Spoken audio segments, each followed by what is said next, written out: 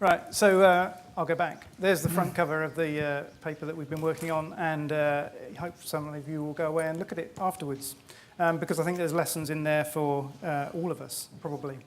So why am I here today, and why have you got somebody from the NHS talking to you about the further education sector? I think, so for me there are 4 reasons. So the first reason is that I operate as a leader in the public sector, and that's really hard work. And all of you will know that, because we're operating in an environment where there's an austerity overshadowing everything. Year-on-year cuts. I know that you'll all think the NHS is protected, but it's only protected in inverted commas. It's not protected properly.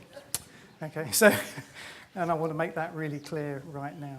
So the other thing that we share in the public sector is that we are subject to competition now. So there are all sorts of players on the pitch, and they're all trying to get a slice of what we used to think of as our world.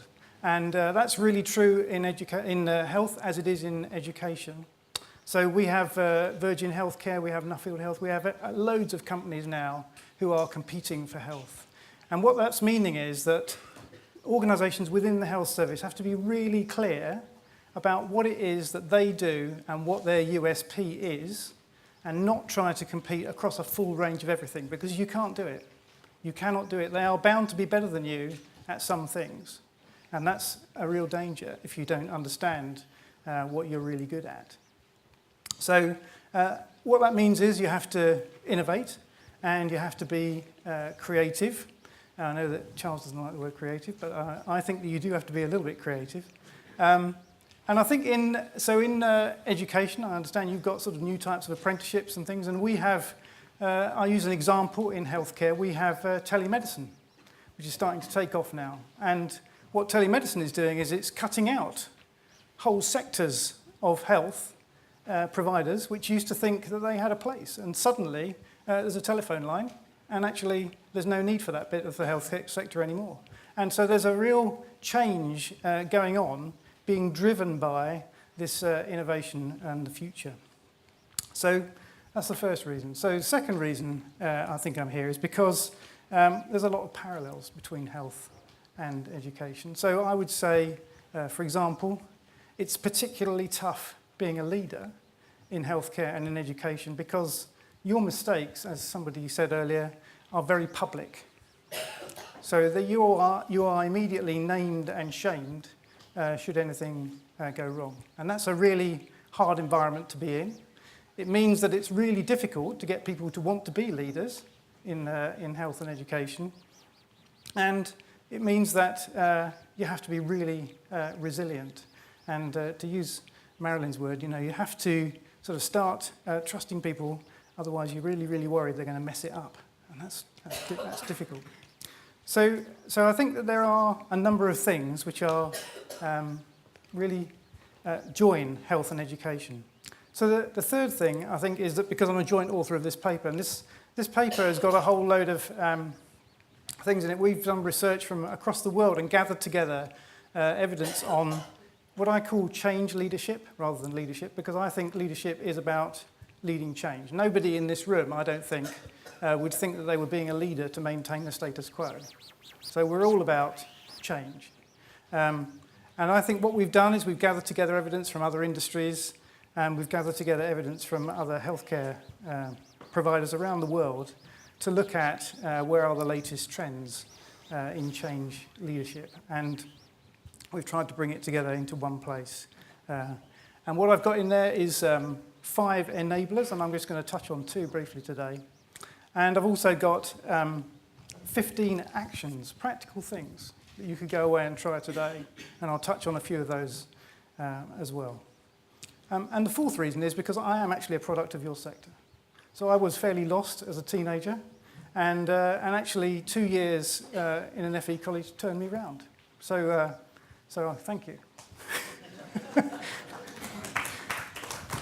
So healthcare, it's part of a system. Now this is a piece of work which has been done by Simon Guilfoyle, who's actually a police inspector, but he's also a systems researcher. And what he's discovered is that public sector systems, they react strangely to the pressures on them. So if somebody says out there, help me get better, that question then goes into, that statement goes into the system, and it comes out as a 95th percentile of A&E patients must be admitted, discharged or transferred within 4 hours of arrival in the department. Now, fascinating, but would the patient really understand that that was what was being done? You know, we lose, because of this translation thing, we lose the connection to the patient, and that's a really, I think, important thing that we have to get past.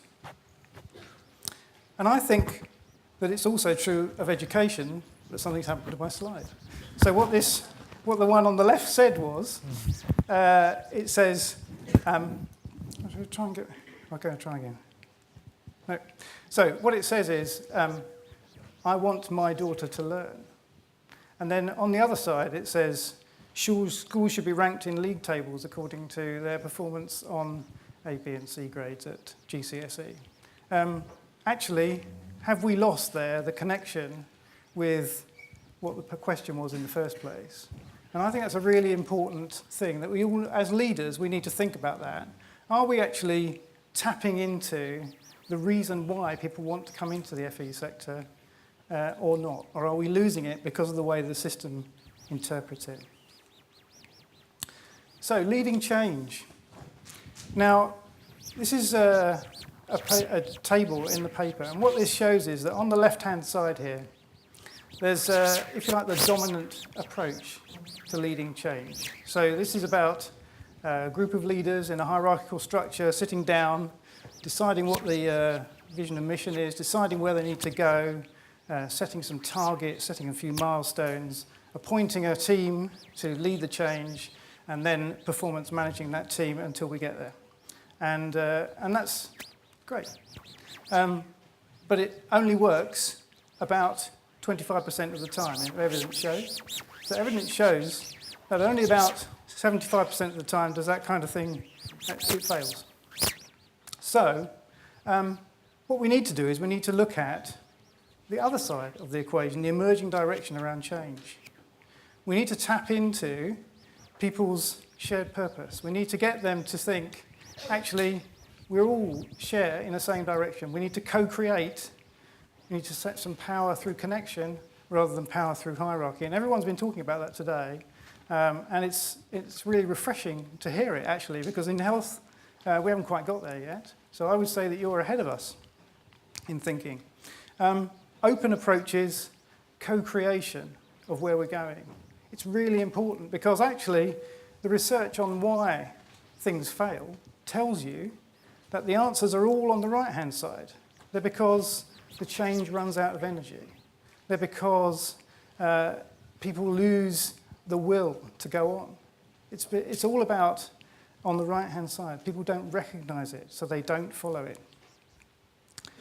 And of course, pretty much every change effort is focused almost entirely on this side. And that's and that's not surprising, because all of us leaders have got where we are today because we're good at the stuff on the left-hand side. That's the way it works. But I think that as leaders we need to challenge ourselves to start getting better at the stuff on the right-hand side. So here's a little bit of theory which also shows this. And this is the Brennan's hierarchy of imagination. Patty Brennan, who's an American professor, strangely, of nursing, although she's got an education background, an engineering background, rather. And her view is that we should all start to think more like artists. And actually, we should not be doing this, which is, well, it's really hard to read. So we should not be immediately, as a reflex action, responding to problems. We should be more reflective. And we should use our imagination and creativity to challenge why we are always assuming that things will be done in a particular way, and to actually start to think about and seek other views on how we could be doing things in a different and better way. So I want to introduce you to this man. Some of you might have know who this is. This is a man called Sergio Marchionne. Now, I know that hero leadership is dead, but he is a bit of a hero of mine. So he is the chief executive of the Fiat Group and the chief executive of the Chrysler Group. And I went to Italy a few years ago to meet him. So in 2004, he took over the Fiat Group, and you'll remember, that we used to be called Fix It Again Tomorrow, Fiat, that's what it stood for. And it was a disaster. And now, I wouldn't mind betting that there are people in this room who've got a Fiat 500 and think it's pretty cool. Because actually, there has been an amazing turnaround in that organisation. And this man was a new era leader before anybody knew what new era leaders were. So what he did some very simple things when he took over. So number one, he recognised that Fiat is a symbol of Italy. So he tried to give Fiat back to Italy. The first thing he did, he changed the logo on the Fiat back to the old original Fiat logo, because somebody in the 1970s had changed it into 4 diagonal lines across it, and everybody hated it. But nobody had ever asked them. The second thing he did was, he said, Fiats are going to be safe. So they were the very first company in the world to only launch cars which had a 5-star safety rating in both the US and in Europe. Fiat were the first company in the world to do that. Don't know if they're still the only one, but they certainly were the first. And the third thing, and the most important thing that he did, was that he found this, the Fiat 500, on the drawing books. And he created the world's first personalised mass production car, and the world's first car which has a significant public input into it. So he's looked at the drawings and he said, we've got far enough. Let's put it on the website and ask people how we should finish it off. So the steering wheel, the dashboard, the headrests, all designed by the public of Italy, and they absolutely love it. And this car is personalised. So they have colour runs on the Fiat 500, which are so short, they never get off the website. You never see them except on the road. You think, oh, that's a nice colour. Wouldn't mind one of those. It's gone. No chance. It was a personalised, short-term offer. And it's really interesting the way, if you engage the public, they will pull. That's a shame. Okay, so so what that is, that's a grid which spells out diversity through the grid with some pictures, and you'll have to take it from me. And what it's trying to say is that everything in the paper that we've written is based around diversity of thought. So that's not necessarily just diversity, it's about actually the diversity of thought. So a lot of, wrap up, crikey. Okay, so diversity of thought. Right, so I'm going to give you a couple of things. Leading change from the edge. So basically, I've got a team, and Helen Bevan leads it, and we protect them out on the edge of the organisation. So they do all our thinking and our communicating out, and we recycle what they have back into the organisation. And so I'm going to whip through these, change your story. So another one. So I'm just going to tell you this little story because it's quite important. So we've got a girl in our organisation who's young, and she's also very junior. But she wrote a blog about leadership. And I read it, and I thought, actually, this is really good. She's really done her work, and she's really understood from her perspective what leadership's about. So we posted it on our website. And within a day, the NHS Leadership Academy complained. They said, you cannot post a leadership blog by somebody so junior. I said, get rid of it. This is the world. So anyway, it's still there, but it's hard sometimes being a new era leader because you do get flack for doing things in a new way. So I shall leave you with, that's a thought which you all need to bear with you, actually, that staying the same is risky. And I'm going to leave you with that lovely photograph by Henri Cartier-Bresson, be ambitious, you can't take 2 steps over a gap. And I think that's a quote from David Lloyd George, but actually it's very meaningful for me, and it should be meaningful for you. New era leadership isn't easy, but it's worth the effort. Thank you.